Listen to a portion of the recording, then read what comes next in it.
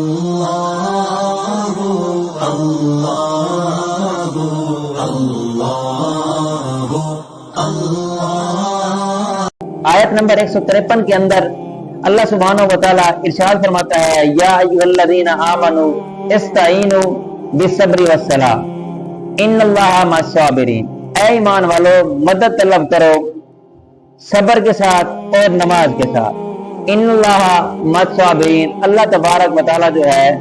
وہ صبر کرنے والوں کے ساتھ ہے۔ اب اس سے پہلے ذکر اور شکر کا بیان ہوا، اب یہاں پر جو بیان کیا جا رہا ہے وہ یہ ہے کہ مدد جو طلب کرنی ہے وہ صبر کے ساتھ کرنی ہے اور نماز کے ساتھ کرنی۔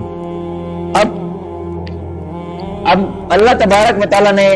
یہاں مومنوں کو درس دیا ہے کہ جب مومنوں پر کوئی مشکل وقت ہے، جب مومنوں پر کوئی پریشانی ہے، تو انہوں نے جو مدد طلب کرنی ہے وہ اپنے بہن بھائیوں سے، اپنے رشتہ داروں سے، کسی وزیر مشیر سے، کسی اعلیٰ عہدیدار سے مدد طلب کرنے کا نہیں کہا گیا، بلکہ اللہ فرما رہا ہے کہ آپ پر کوئی مشکل وقت ہے، آپ کو مدد کی ضرورت ہے، تو یا تو مدد طلب کریں آپ صبر کے ساتھ اور نماز کے ساتھ، یعنی ایک تو آپ صبر کریں، دوسرا نماز ادا کریں،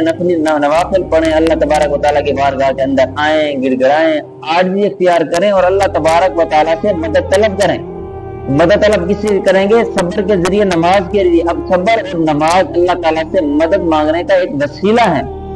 ٹھیک ہے، اور اس سے یہ بھی ثابت ہو رہا ہے کہ اللہ کے علاوہ سے جو مدد مانگی جاتی ہے وہ حقیقتاً اللہ کی طرف سے ہوتی ہے، جس نے کہا جاتا ہے کہ غیر اللہ سے مدد مانگنا شرک ہے، تو یہاں صبر اور نماز سے مانگ رہے ہیں۔ اب صبر اور نماز یہ غیر اللہ نہیں ہے، یہ حقیقت میں صبر بھی ہمیں اللہ کی طرف لے کے جاتا ہے، نماز بھی اللہ تعالیٰ سے ملاقات کا ذریعہ ہے، جیسے کہ حدیث پاک میں بتایا گیا ہے کہ الصلاۃ معراج المومنین، نماز جو ہے مومن کی معراج ہے، نماز کے اندر بندہ جو ہے اللہ تبارک و تعالیٰ سے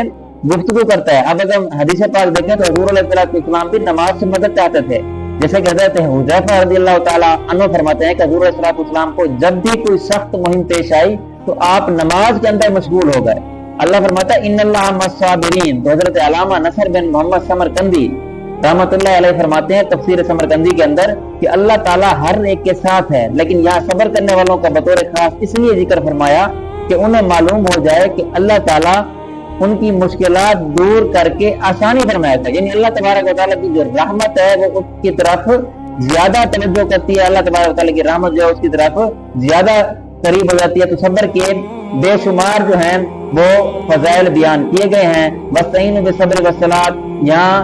صبر خدا ہے جس سے استعانت کا حکم ہے، اس طرح نماز کے اندر جو مدد طلب کرنے کے بارے حکم دیا گیا ہے یہ حقیقتاً یہ اللہ کی طرف پہنچتا ہے، اس لیے اس سے مدد مانگنے کا حکم آیا ہے۔ اور اسی طرح اور مقام پر بھی آیا ہے وَتَعَاوَنُوا عَلَى الْبِرِّ وَالتَّقْوَىٰ، آپس میں ایک دوسرے کی مدد کرو بھلائی اور پرہیزگاری۔ اب یہ درمیان میں وسیلے ڈھونڈنے کی بات کی، اب اللہ فرما رہے کہ آپس میں ایک دوسرے کی مدد کرو، یہ نہیں فرمایا کہ صرف اللہ سے مدد مانگو۔ تو عام طور پر یہ جو محاورہ ملتا ہے کہ غیر اللہ سے مدد مانگنا شرک ہے، تو اس کے اندر دیکھا جائے گا وہ کس نیت کس طرح کی مدد مانگ رہے ہیں۔ اب اللہ قرآن کے اندر فرما رہا ہے کہ آپس میں ایک دوسرے کی مدد کرو نیکی پر اور پرہیزگاری پر، اور اس آیت میں بھی ہم نے واضح پڑھ لیا ہے کہ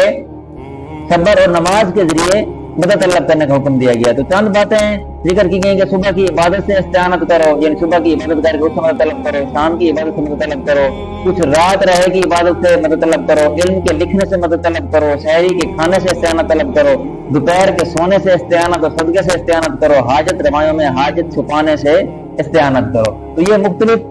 کچھ چند باتیں ذکر کی گئی ہیں جن سے مدد طلب کرنے کا ہمیں ثبوت مل رہا ہے، ذکر مل رہا ہے۔ تو یہ غیر اللہ حقیقت نہیں ہے، کیونکہ صبر بھی ہمیں اللہ کی طرف لے کے جاتا ہے اور نماز بھی ہمیں اللہ تبارک و تعالیٰ کی طرف لے کر جاتی ہے۔ تو یہاں تک جو ہمارا سبق ہے آیت نمبر 153 تک کمپلیٹ ہوا۔ دعا ہے کہ اللہ تبارک و تعالیٰ ہمیں قرآن پاک صحیح سے پڑھنے، سمجھنے اور اس پر عمل کرنے کی توفیق عطا فرمائے۔ وآخر دعوانا ان الحمد للہ رب العالمین۔